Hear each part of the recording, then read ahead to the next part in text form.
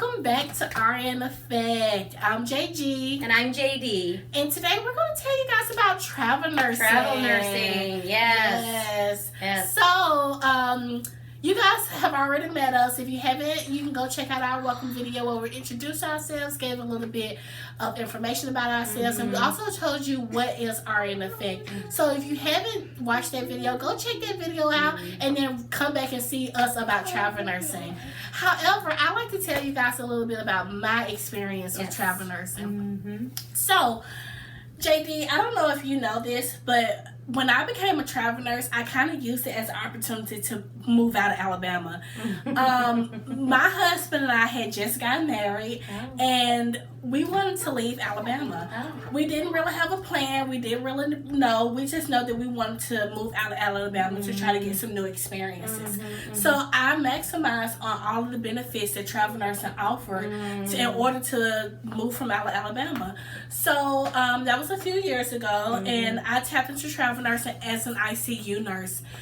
It was the best experience that I've ever had. I got an opportunity to meet lots of people. I learned a ton of experience. I learned a lot.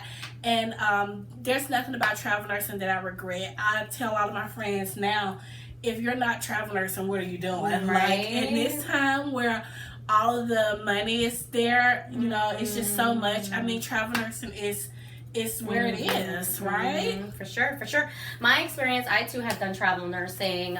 This was the earlier part of my career. This was before I got married and had children. I was a travel nurse for, I think, during my ICU nursing career for about 4 or 5 years of it. And so I'm originally from Boston, and when I went into travel nursing, I had only been a nurse for just shy of 2 years after I graduated and first started nursing. And what I did is I wanted to start exploring just different hospitals. I just wanted to explore different hospitals, different ways that they do things in these hospitals, meet people. That was probably my favorite part of travel nursing, was meeting the variety of people that you meet along your travels. And so my first travel assignment, actually, JG, and I know this is something we're going to talk about here in a minute, but actually my first travel assignment was a local travel assignment, because it was just an opportunity. I used a local travel assignment. Local travel assignments are meant for taking a travel assignment not too far from home, so you're still within a good driving distance of your home, but you do extend yourself out just a few extra miles beyond, you know, what you normally might travel for work.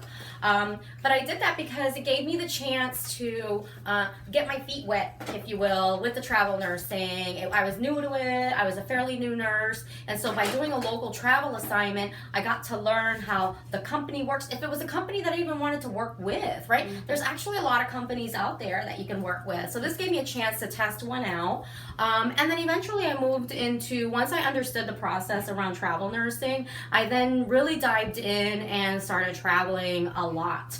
So I traveled from Boston, Massachusetts. I traveled to Honolulu, Hawaii. Yes, good story for another time, guys. I did travel nursing to Honolulu, Hawaii.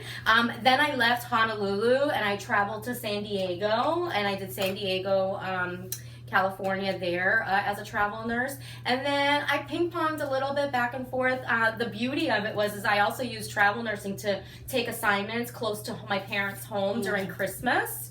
So I still was doing my travel nursing, but I got to be home with my parents during that time. And then once Christmas was over, I picked up another travel assignment. I come back to the West Coast. Nice. So you can really tailor. So my experience with travel nursing was awesome. I could really tailor it to what I really wanted to do in that moment in time. So I definitely encourage any nurse, anytime, who can do travel nursing. And by the way, I didn't say this, but similar to your story, JG, there was a point that after husband and kids that I did use travel nursing as an opportunity to move us across countries. So you don't have to be single and childless to be a travel nurse. It actually is a really good way to leverage on your nursing career to help your family. It is. The good thing about travel nursing and moving, if you have a family, if you're single, they pay for your licensing in different states. They will pay moving fees if you need to move. They will reimburse you for education if you require certain education to work in certain facilities. And that's one of the good things about travel nursing. You don't have to come out of pocket, guys. Travel nursing, if you want to pay off debt, like, I think right now I've seen going rates for $150 an hour for travel nurses during the pandemic. Can you imagine how much debt that you can, knock out with travel nursing? Of course, we were sitting here thinking, what are some cons to travel nursing?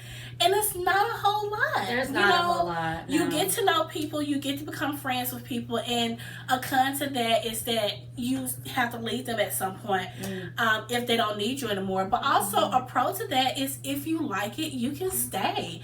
I went to travel. I took travel assignments where I signed on over and over and over again because I enjoyed the people that I worked with. I enjoyed the area that I was in.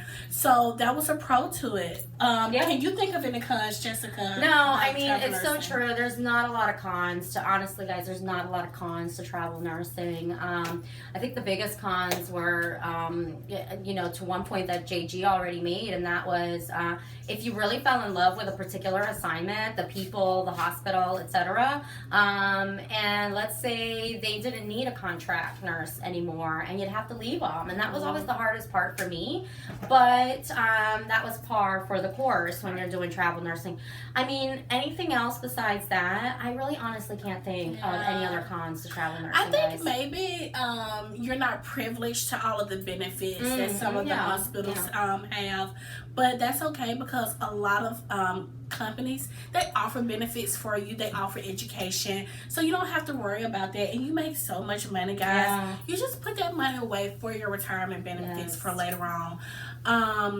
What about a day in the life of a travel nurse? Like day one, we onboard travelers in the work that we do every day. And so what are some of the expectations that nurses should look for on day one when they roll into an assignment? So day one, when you first take on an assignment and you arrive at your facility, it's actually, guys, I'm gonna be honest with you, it's very different everywhere you go, to be honest. I myself have worked as a director of clinical education for hospitals for quite a few years, and for a variety of hospitals, not just one in particular. And I can tell you that based on my experience from that avenue, our onboarding practice for our travelers varied a little bit from hospital to hospital. So don't expect the same thing every time you walk in on day one. Basically, what to expect day one, walk in and just expect to have an open mind, y'all. Just have an open mind. Bring all of your, all the patience that you have within your body, bring it.